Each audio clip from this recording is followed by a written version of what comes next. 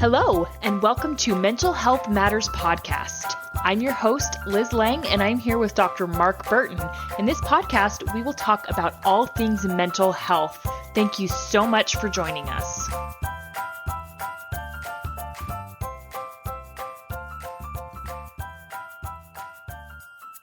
Hey guys, Liz Lang here with Dr. Mark Burton, and this week we are going to jump into a listener story, and we're going to refer to her as a Mrs. X to protect her privacy. But she asked us to do an episode on rebuilding trust, and specifically rebuilding trust after a betrayal. And one of the things that she brought up that she's struggling with her partner is this philosophy that he has, and we're going to get into this later, but he has this interesting philosophy about rebuilding trust, that trust is given and not earned, which Mark and I both have some thoughts on that, and so we'll get into that in a bit. But I thought it would be good to start off by what is a betrayal, because when we think of betrayal, most oftentimes people think of an affair, and that is certainly a major betrayal, but there are other types of betrayal that can happen. And just off the top of my head, two that come to mind that people might recognize readily as a betrayal is lying. That's a big one. Yeah. And another one that I would think of a betrayal that I thought of is if you are choosing someone else over your spouse, that can feel like a betrayal. So, if maybe there's a conflict going on in the family and your spouse sides with whoever the conflict is going on between instead of you, that's a betrayal. And that really hurts. Yeah. So I've got, I think, 11 or 12 of these. This comes from a book called The Science of Trust by John Gottman. And it's a pretty good book, except I'll warn the listeners. He gets into a chapter and it's on game theory. And honestly, I read it and I don't get it. But the rest of the book, I think, is really worth a read.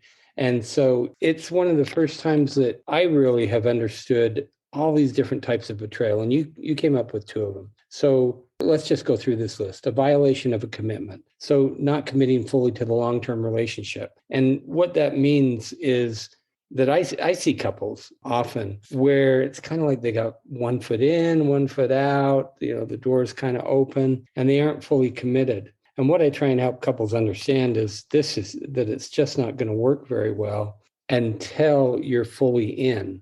And the reason for that is it's emotionally unsafe, I think. Right. And so that destroys trust. I think in order to make a long-term relationship work with trust, you have to trust and be fully on board. You have to be fully committed. And so that's one betrayal. Certainly affairs, emotional, romantic, sexual affairs, which I think also goes into this category of breaking vows. Or promises. We all make those promises when we get married. It's part of that marriage ceremony. And so, I've often been asked, why do people have affairs? And in the simplest form, I think the answer is they didn't keep their promise. Yeah. Is what it amounts to. And so not keeping a promise. You mentioned keeping secrets, lies, or deceptions. And then the way he frames the other one you mentioned is coalitions with others against the partner.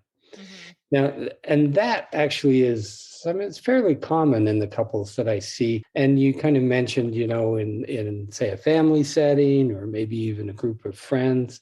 And I try and help people know you've got to have each other's backs always.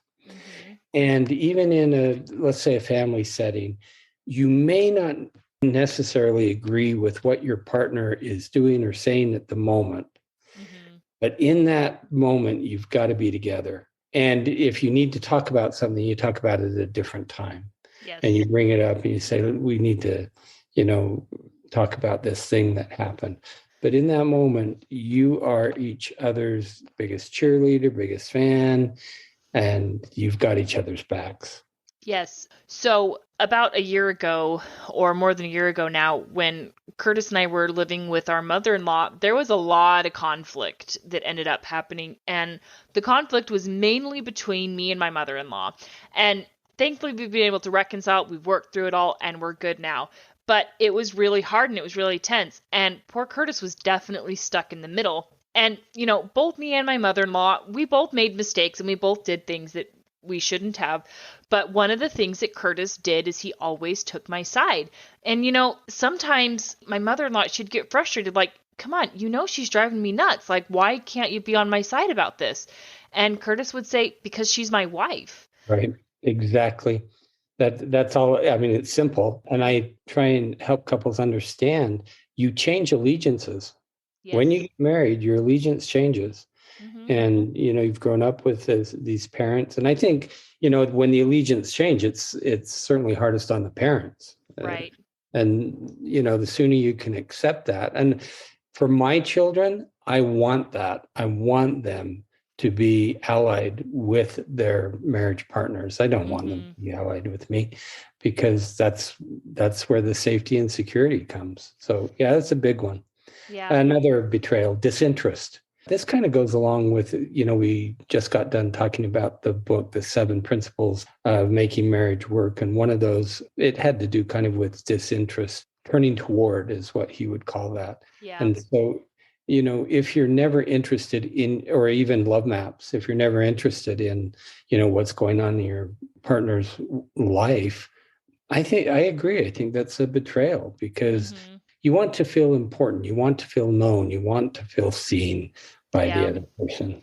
And it also kind of makes you wonder, is there someone else that's more important to you? Or either that or it comes down to inherent selfishness. Sounds Right. incredibly selfish to only be concerned about what's going on in your own world. And part of being marriage is selflessness. Of not being selfish. Yeah. Yeah. I think that's often the case. And, I've said before many times that I think it takes about 5 to 10 years to figure out and learn how to be married. Yep. And one of those things is if you're coming from a single life and then you go to a married life, that's a transition.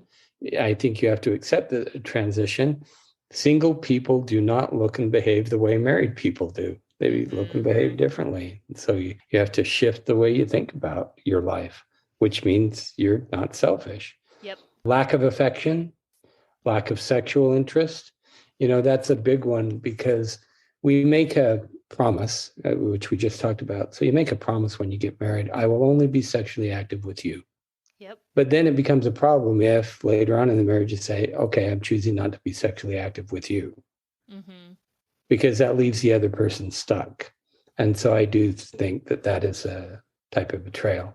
Now, we aren't going to go into all the sexual issues that can happen in a marriage, but couples need to figure that stuff out. So Yeah. instead of just letting it go and saying, okay, I'm not interested in sex with you anymore, you've got to get some help with that. Mm-hmm. And so that is a betrayal. Abuse, certainly emotional or physical abuse. Disrespect, I think, kind of goes along with that. And then the last one that he brings up, Gottman, in his book, is not meeting each other's needs.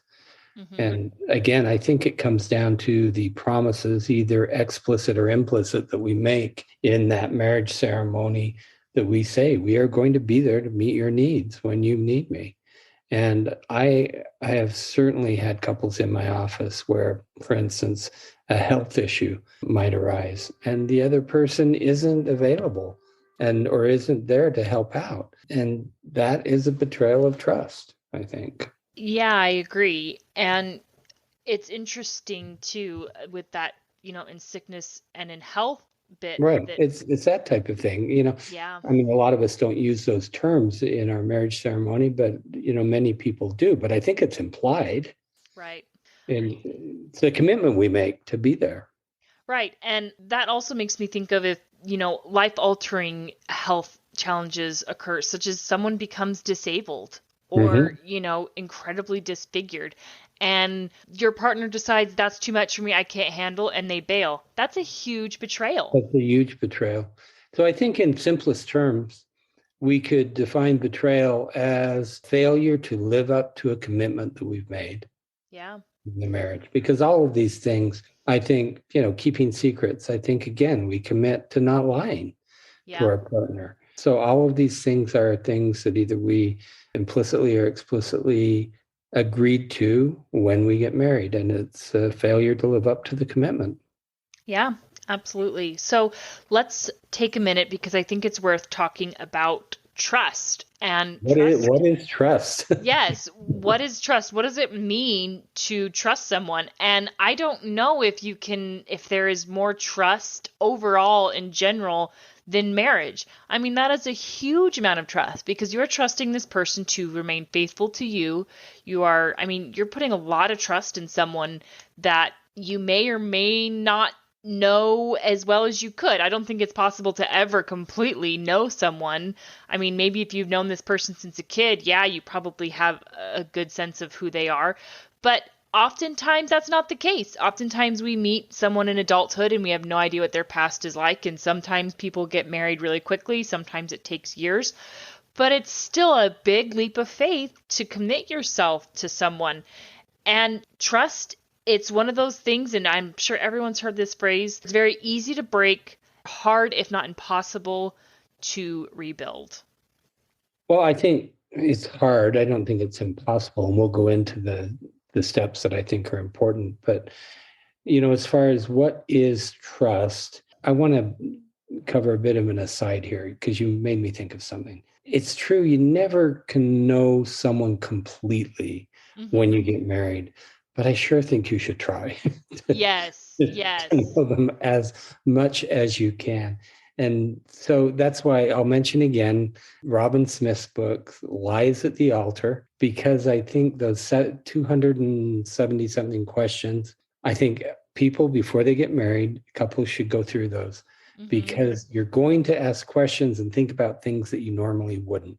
Yes. Or things that you might normally assume. So, for instance, one of the big ones is debt. And so one of the partners may have taken on a lot of, say, credit card debt, and then they just didn't talk about it. And then all of a sudden you're married and 6 months in, you're going, well, what's going on? Well, we have to pay off this debt. So I think that trying as best you can to know as much as you possibly can about your partner is a good thing to do before marriage. So trust. So trust, I think, is a belief in the probability that the person you're with, and we're talking about marriage, but it could be anyone, that the person you're with will behave in certain ways. So under that I think it's mostly about behavior. Yeah. If you think about all those things, the way we talked about betrayal, they're all behavior. Everything is expressed in a behavior. So Yeah. it's being able to trust in a set of behaviors, acting in a way that you can depend on. I think it's having confidence in the other person, that they'll be there, that they will create that security for you, the emotional, the physical security. And so in some way, it's almost like an abstract mental principle or mental idea that we have, but it's that belief, I think, more than anything. So if you experience a betrayal, we often talk about, well, the trust is broken. And so with lies, I think probably as I think about the couples that I see after having an affair, possibly the most common one is lying. And they go together, certainly. I mean, there's always a lot of lying that goes on when you're trying to hide an affair. But I often hear this said, that it's not necessarily that if it's a sexual relationship, it's not necessarily the sex that is the hardest thing to get over. It's the lying. Yeah. And the emotional betrayal. I think it's, the emotions can be really hard because how did you get to that point that you're willing to be that emotional with someone? Well, that's a good point because this is a question. If I'm working with a couple where one of them's had an affair, the person who didn't have the affair is at some point always going to ask the question, did you tell him or her that you loved her or him? And so it's this idea that, again, yes, I'm not happy you had sex with someone else, but what really matters to me is, did you say that you loved this other person? Yep. See, and that's the betrayal of that intimacy and that commitment to the other person. So I think the line is really big, and people don't understand how important it is. Even lying, they think, oh, I can lie about little things. No. The problem with that is that then the partner's always thinking, okay, if he can lie about these little things, what are the big things that he's not telling me, that he or she is not telling me? I don't want to imply it's always men who are lying, right? Because I've seen it about equal. from the men and the women. But we have talked before about transparency. And in my mind, transparency is you're all honest and open about everything in your life, that you do not hide anything from your partner. And if you ever get to a point where you think, oh, I shouldn't tell my partner whatever it is, that should be this big red flag waving in your face where you say, okay, wait a minute. I'm about to break trust here if I keep this from my partner. It's time to turn tail and run back in the direction of your partner and have a conversation about it. Right. And I think you really need to be self-reflective and say, what is it that I'm doing? Yeah. Why do I want to hide? Because typically if you're wanting to hide something, you shouldn't be doing it. Yep. I mean, that's the simplest explanation. And I think, as I think about the examples of couples that I've worked with, that's always the case. They are either embarrassed or ashamed. So don't do it. Whatever it is you're thinking about doing, do not do. Yep. So is that a pretty good definition? I mean, there's several definitions in there of trust, but I think hopefully that helps listeners understand what trust is. Yeah, I think that's a really good point to make, a really good discussion on trust.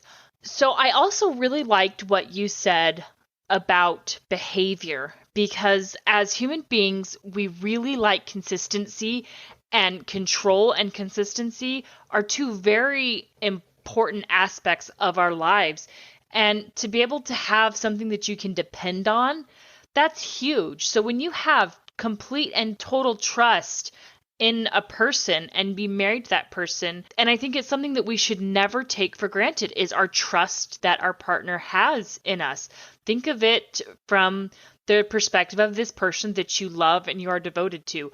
Would I ever want them to look at me as less of a person because I did something to violate their trust? I think that's a good question to periodically ask yourself. One of the saddest things that I see is I'll often see single people come in, and what has happened is they've been in a previous relationship, and there was betrayal. And so their trust is broken. And sometimes it's so difficult for them that they find it almost impossible to trust anyone else. Yeah. And so they want to get in another relationship because we do well in relationships typically.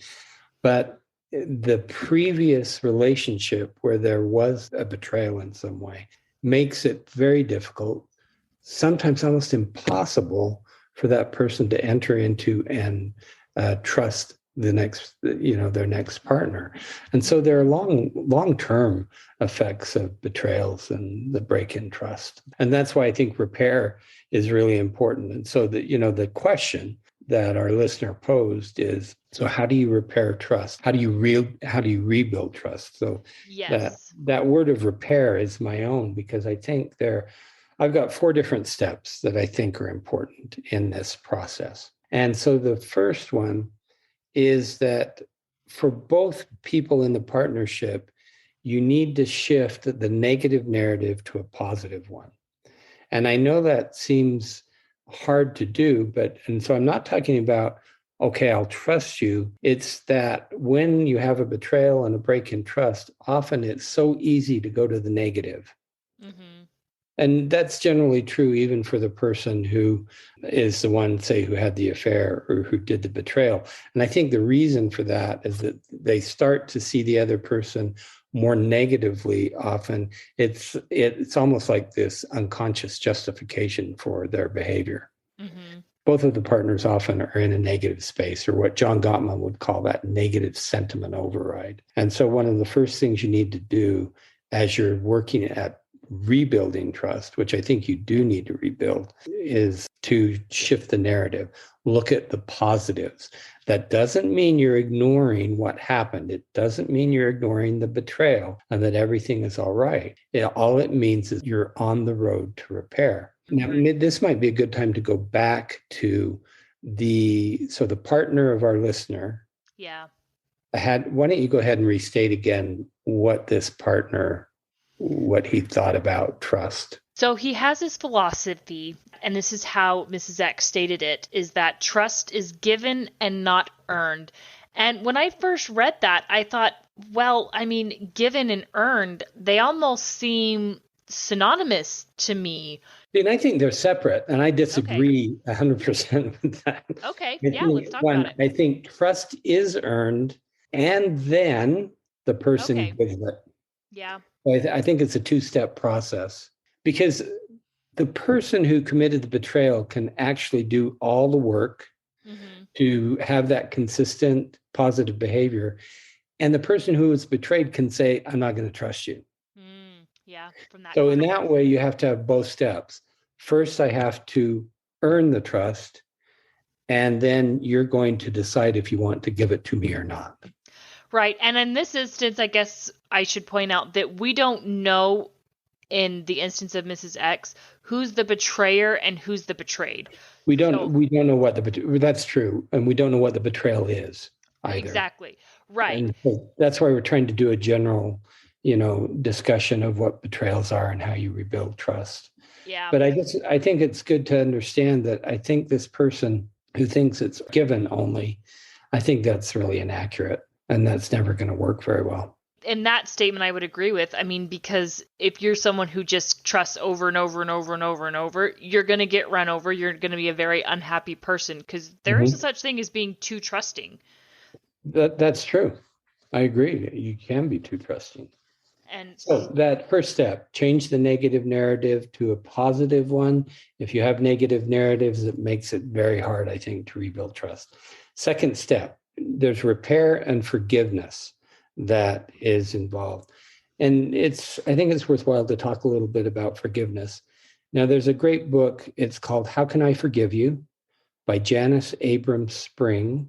And it's a book specifically about a betrayal from an affair. But she talks about four different types of forgiveness. So here are the four different types. The first one is that maybe the person is never going to acknowledge they did anything wrong, and they aren't going to do things that you would say, okay, I can forgive you. And mhm. so all you're left with is acceptance. I don't know that you can forgive or not forgive. You just have to accept that this is the person's behavior. Forgiveness is a social contract. And what I mean by that is if I betrayed you, then I have to do a couple of steps. One, acknowledge and take responsibility for the betrayal. Two, I have to somehow make it up to you in some way. And sometimes you can't, sometimes you can, but Mhm. you have to be willing to make, say, recompense, I suppose would be the right word to say, about the betrayal. And then the third step is you say, can you forgive me? And my promise to you is I'm not going to do this again. And I think if the other person is willing to engage in that social contract, then you can give what I call genuine forgiveness. Yeah. And a lot of people give what she calls it cheap forgiveness. Now, the classic example of this is, oh, a terrible accident might happen. Drunk driver then, kills a little child on the road. And you'll see the parents on the news and they'll say, oh, I forgive this person who did Mhm. it. That, in my mind, is cheap forgiveness because they haven't entered into that social contract. They've had no contact at all with this person who did this. And so there's no way that they can give genuine forgiveness in that moment. I Mhm. think you have to have those parts of that social contract in order to give, true, genuine forgiveness. Right. The fourth type of forgiveness she talks about is actually choosing not to forgive, which again is a choice. The Mm. person can do all those things. Yes, I betrayed you. Yes, I did these things.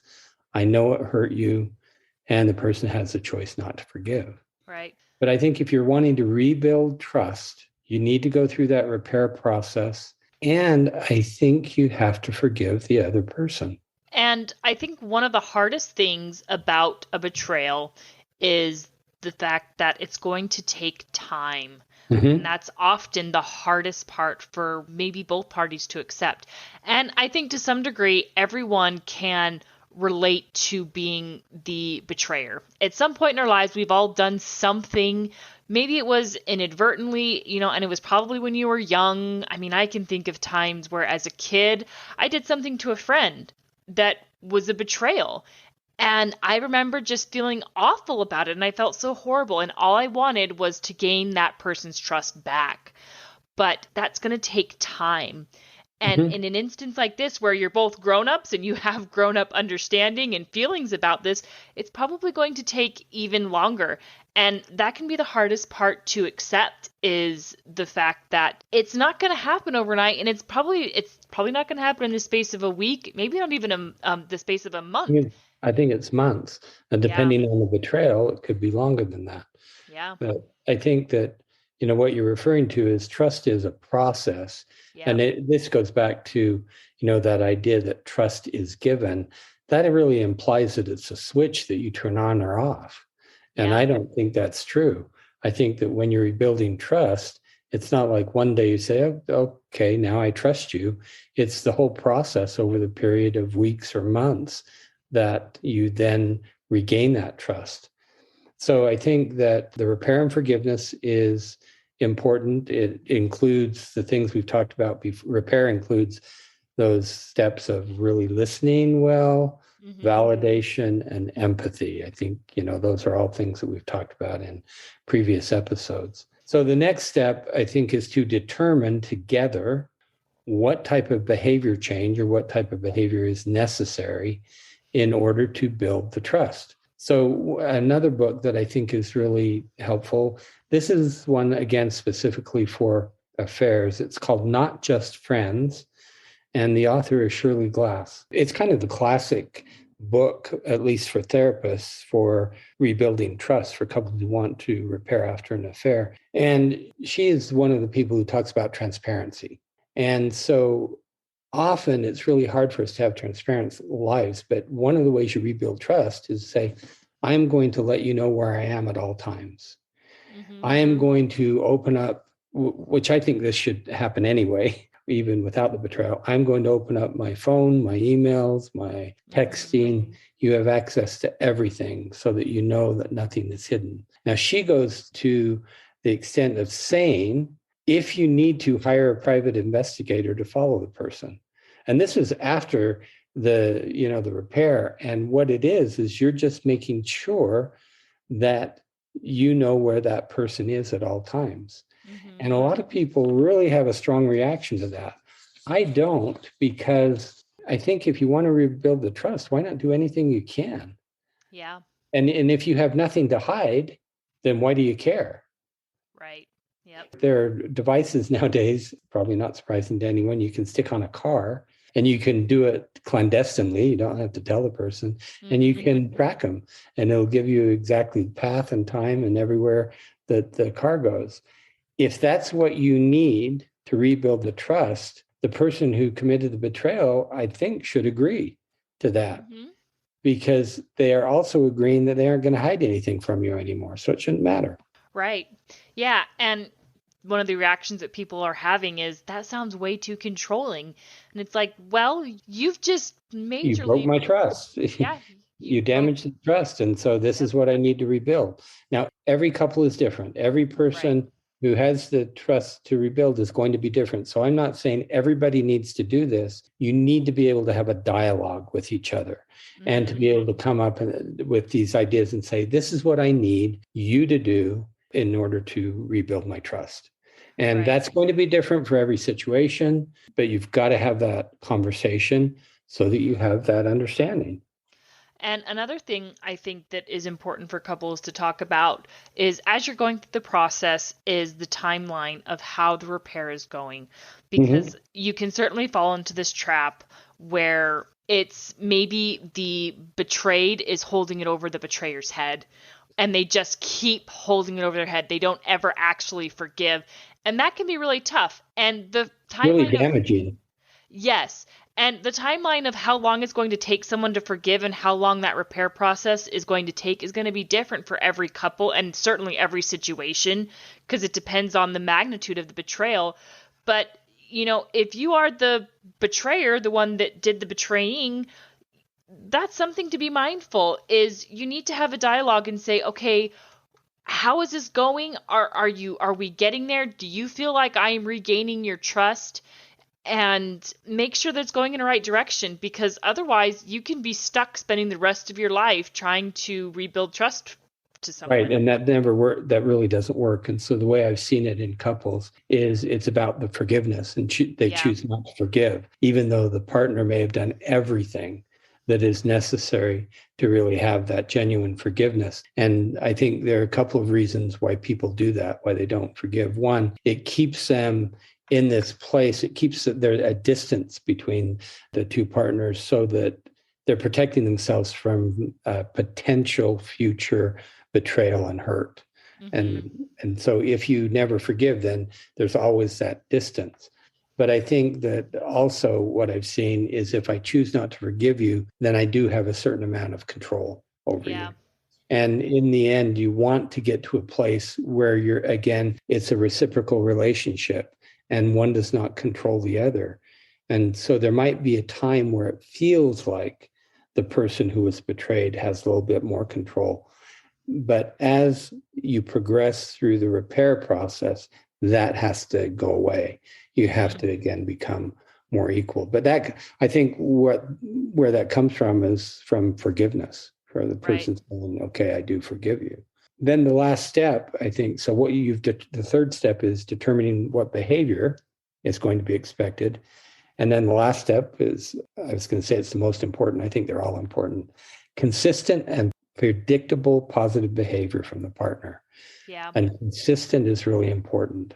Over time, that person is behaving in that way that they said they would, and in a way that honors the commitments that you've each made in the marriage. And that then you can say, okay, I give you my trust again, because you have rebuilt the trust over time. That's why I think it does take time, because you have to experience and see that consistent positive behavior from the partner. Yeah, I mean, it's like what we talked about earlier is dependability, and you have to be dependable. Yeah, it's part of it. And so if I can't, depend on you, one of the things I think I mentioned is violation of commitment. One of the betrayals is, these are small betrayals, but Gottman thinks they add up and that they're really important. And it's the idea that, okay, I will do this thing for you, or even I will go pick up the kids at 5:00. And if consistently you don't do that when you said you would, that he would say is a betrayal, because it's a betrayal of a commitment that you've made. And again, so one time, that doesn't really have that big of an effect on the relationship, right? If consistently you're promising to do something and then you don't, that is a betrayal. And it destroys trust, because the other person can't count on your behavior, and your behavior is somewhat unpredictable. Right. Wrapping up trust, I think it's about forgiveness, repair forgiveness, shifting away from a negative narrative to a positive one, defining in an explicit way the behaviors that need to happen, and then for the person who committed the betrayal, consistent and predictable behavior over time. That's how I think you do it. Yeah. And again, time. It's going to take time. Yep. All right. So next week, we're going to get into a pretty important subject. So we're going to talk about pornography in a marriage and why it's damaging. And just to help listeners understand, there are times when it might be helpful as well. Right. Yeah. And we'll talk about those as well. Okay. All right. Have a good week, everyone. Yep. Have a good week.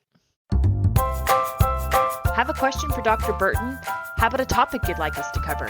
Send us an email at mentalhealthpod21@gmail.com. This podcast was produced and edited by Liz Lang. Music is by Audio Lounge.